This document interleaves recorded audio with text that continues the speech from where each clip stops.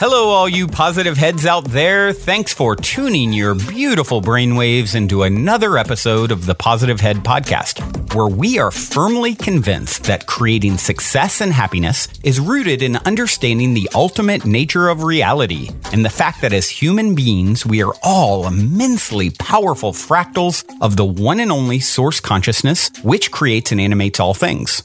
Now, of course, understanding this powerful truth is one thing. Applying this incredibly empowering wisdom to everyday life? Well, that's another, which is exactly why we provide you with a fresh serving of soul food for thought 5 days a week to help constantly remind you of what matters most. You are it. And I'm your host, Brandon Beecham. I'm the reflection and extension of you who will be here each Wednesday interviewing a different consciousness changemaker. And on the other 4 weekdays, leading the way to ensure that your perspective is consistently expanded, your vibration is constantly elevated, and your heart is overflowing and full. Also, this episode of the Positive Head Podcast is being brought to you thanks to the support of Gaia. If you're not familiar, Gaia is the go-to source for streaming consciousness content online, and you can sign up for your first month for only 99 cents at gaia.com/positivehead. That's spelled GAIA.com/positivehead. Check it out. All right, all you positive heads, welcome back to another episode. Happy, as always, to be with you guys and connect, learn, explore, etc., etc. Today, we're going to do that by way of the book Oneness. I've been reading here or there from time to time, different chapters, just picking a chapter at random or letting you guys pick a chapter. As you know, it's one of my favorite books. I always say it is sort of like the handbook for ascension. It talks about all the things we can expect as we level up vibrationally, so to speak, individually, collectively. And I just love it, and I love sharing it, and it's and it's a great thing for me to go to. Some days I feel really drawn to read something, and today's one of those days. So, but before I jump in, I would like to take a moment and read a review on iTunes. You guys know I also love my iTunes reviews. They help us to reach new people, and certainly help to fuel my fire to continue this labor of love. I received a wonderful review by Dear Drew, and Dear wrote, titled A Poem of Gratitude. Listening to this podcast has changed my life in many ways. I'm an empath who has always struggled with taking on others' emotional charge. After years of struggling with and hiding anxiety, self-doubt, deep-seated bouts of loneliness, listening daily has helped me understand how to take charge of my own thoughts and how to guard my energy. Here is a poem I free wrote today because I am so grateful for your work and how much it has impacted my life. Gratitude and love is the only reality. There is no other truth. When you embody positivity, open up your mind, lead from the heart, let the good vibrations flow. That's when your life will start. The source is within us. We are all from one. Nothing happens to you. Our thoughts we become. When you see yourself as the creator of your life, there is no other way than to let go of all the strife. Everything aligns in due time. You will see how much magic you possess and how free you will be. Wow, that's so lovely. Drew, dear Drew, thank you for that. I think that's the first time I've received a poem in way of a review. And I love it so much. And I'm sure you guys love it as well. And for any of you who haven't written a review, feel free to do so. I don't always expect a poem, but if you got a poem in you, that's wonderful too. That was magical. So today, moving into our topic. I randomly chose, this is the book Oneness by Rasha, received and transcribed by Rasha. Rasha has a whole story at the beginning of the book of how she started tapping into a non-physical entity. And these are the teachings that came through.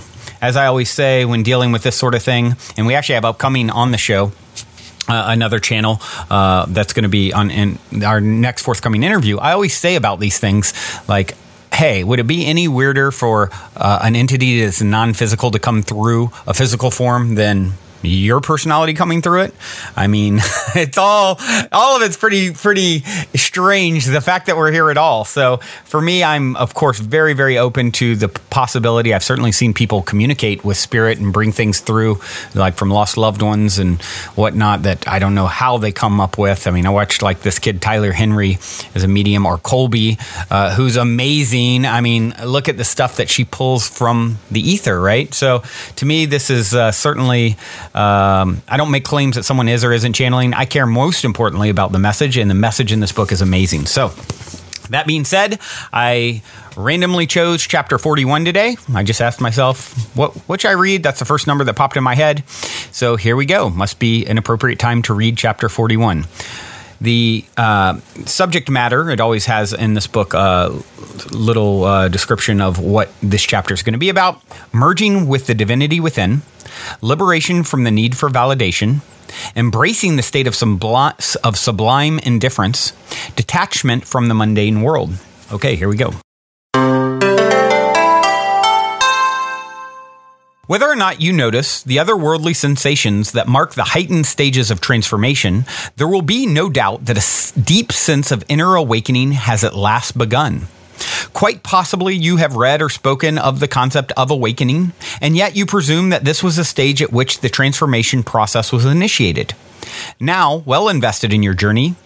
By the way, let me just say this. Chapter 41 is near the end. So I read, just randomly. I feel like we can pick it up, this book, anywhere and it have relevance. Of course, you could read it from top to bottom or beginning to end. But yeah, so anyway, I just wanted to make that point because some of the stuff later on is really getting to the later stages of the sort of linear delivery of the book.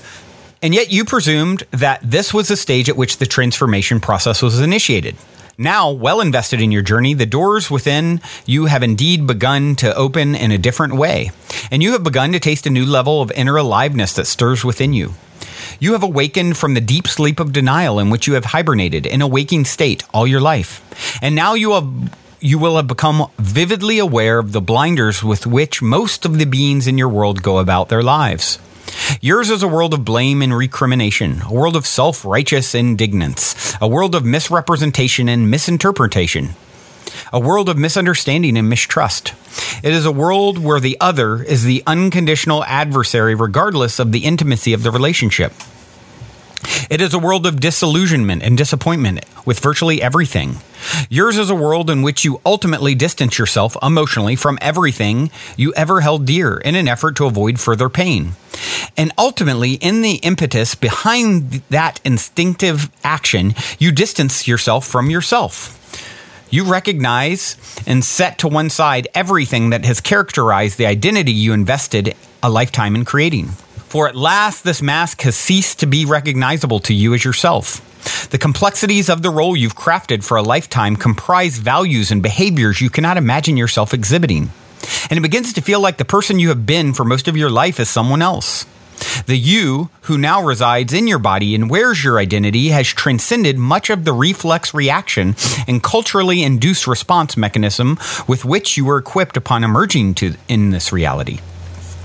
Now the energies of the realities through which you pass in quick succession cannot accommodate the vibrational levels that support that outgrown mindset. And often, inadvertently, you find yourself having dropped pretense and stances in which you once had placed great stake. Here, in the aftermath of the great shedding of one's outgrown skin, you now find yourself.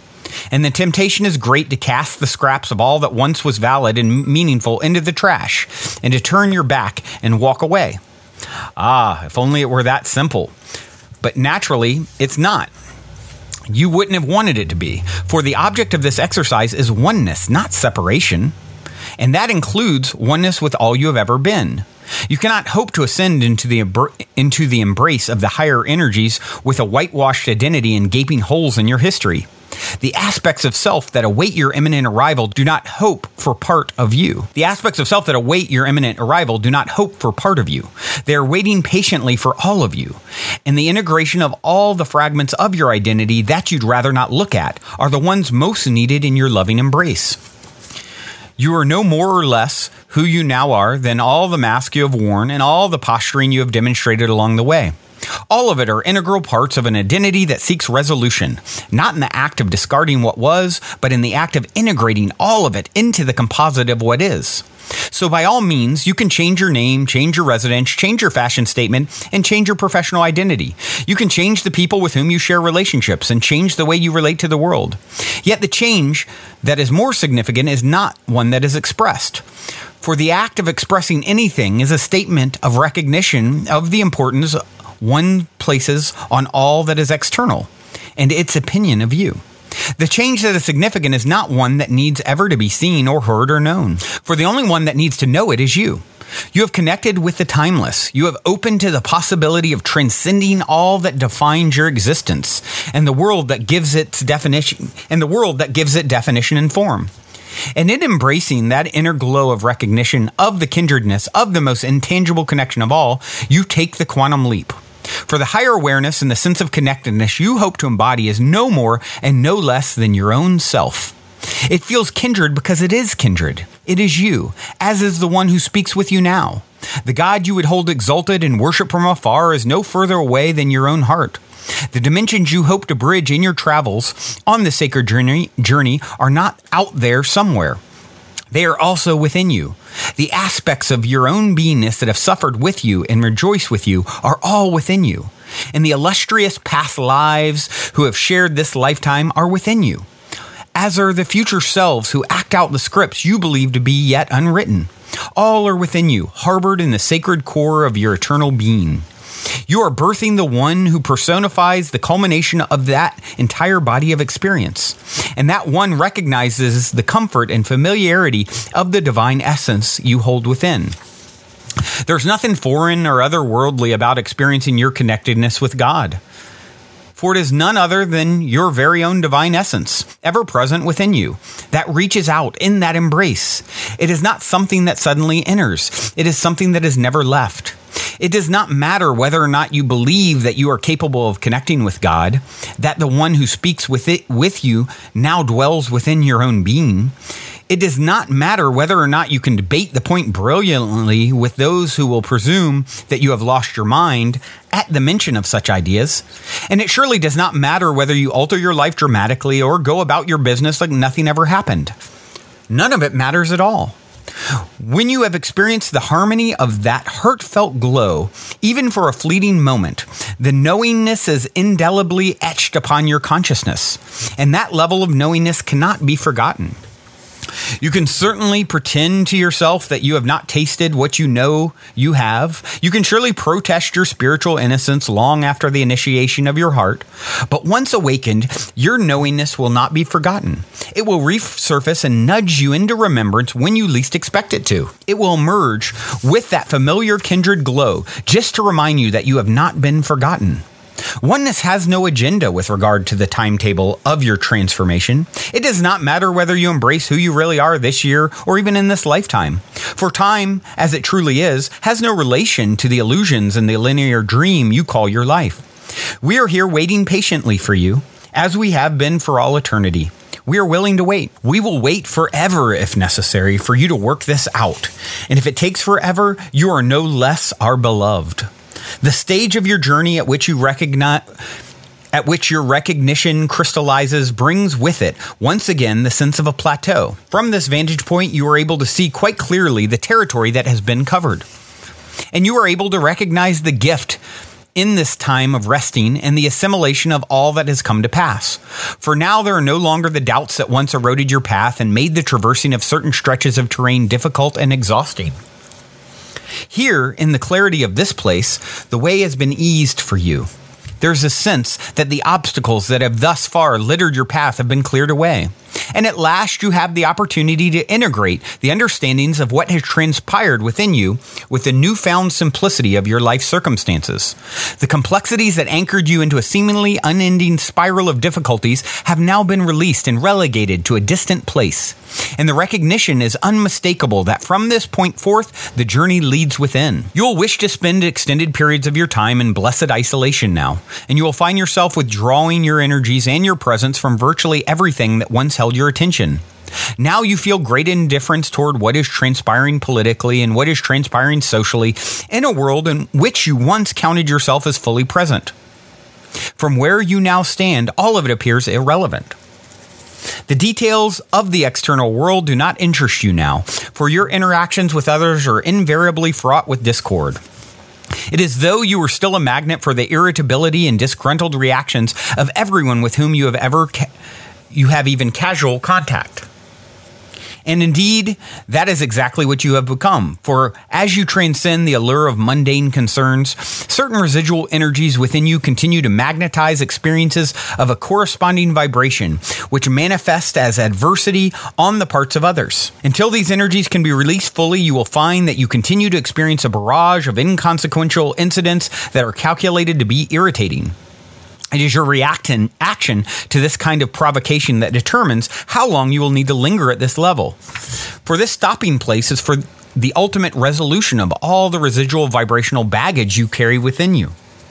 This is a place where your knee-jerk reactions will be tested repeatedly, and this is a place where ultimately you will master the skills of detachment. Now you will have the opportunity to watch yourself and to scrutinize how you have managed to accumulate the collection of life experiences that have garnered for you an energy field that has magnetized the same old story all your life. For as these final episodes now play out, you become vividly aware of how you might once have reacted under similar circumstances. And with sublime indifference, you allow the provocation to pass you by, for you have ceased to be invested in having to deliver justice in a given situation. You know that it truly doesn't matter, and in that act of detachment, you release yet another piece of vibrational density. That energy is not needed to support and to verify who you once were. That aspect of you no longer needs validation at the levels towards which you journey. As you consistently condition yourself in the skills of non-reaction, you begin to experience a rarefied sense of freedom from all that once held you prisoner. For you have been the prisoner of your own need to be validated. You have been the prisoner of the need to prove yourself right and another wrong. And you have spent untold lifetimes building the vibrational framework within which you could continue to experience evidence of it. You have just been liberated from the need to do so. Suddenly, you realize that it doesn't matter in the least whether or not you are right and another wrong in a given circumstance. What truly matters is that your inner harmony is retained, and that your connectedness with the source of that inner peace remains undisturbed. Anything that is working vibrationally to undermine that objective is not important. Anything that beckons to you with the invitation to engage in conflict is not important. And anything that attempts to impose its own will upon you and disrupt your sense of inner harmony is not important to you. Whatever presents itself to you has no inherent value or lack of value whatsoever. It is simply choice. You can choose to engage energetically, or you can choose to allow the energy to pass and leave you undisturbed. It is all simply choice. There is no meaning attached to any of it. It is all symbolism, and it is an opportunity to assess whether or not you feel a need to align with the energy of that opportunity and to taste the outcome as experience or not. At this stage of your journey, the potential price in addressing certain energy is known to be too high. There is not even the slightest temptation for you. And as you consistently see yourself demonstrate that response, you begin to realize that you have transcended a cornerstone of material existence and that you are experiencing reality at another level. You recognize that you haven't gone anywhere. You have merely withdrawn your energies from the external comings and goings of the world that surround you, and you have taken up residence within. This is the point of recognition at which you embrace the eternal child who is always asking the big question. Are we there yet? Now you no longer need to ask, or do you? And that's the end of chapter 41. Are we there yet? I know I am on the journey. I know I've come so far on the journey in non-reaction, needing to prove myself to be right. I continue to be challenged at different times in these regards, and I have my moments where I'd be lying if I said I didn't ever react, but man, compared to where I once was, I was a reactive fool a lot. I definitely am fiery. I definitely, especially when you have you feel so justified in your perspective. It's like, what? How can this person see things from their perspective and not see it my way? Are they crazy? And I just would become so charged with energy and have to prove how I'm right and wrong. And whenever I go there at all now, even though I still have moments where I go there, it's less and less frequently. And when I do, I catch myself. I'm like, hold on. I'm taking the bait.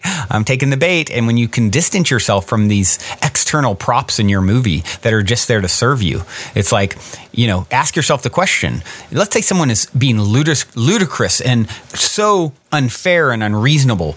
And instead of pointing that out and drawing attention to that, if you view them as sort of a challenge, like I think of a video game where you have some crazy kooky character that's coming at you and you've got to avoid it or jump over it or bypass it or get through it. It's that, right? So you don't need to prove it wrong or prove that you're right to validate yourself, as much so as to sidestep being engaged by it in a way that causes you to come out of vibrational harmony and balance, right? So it's a different way of interacting in the game.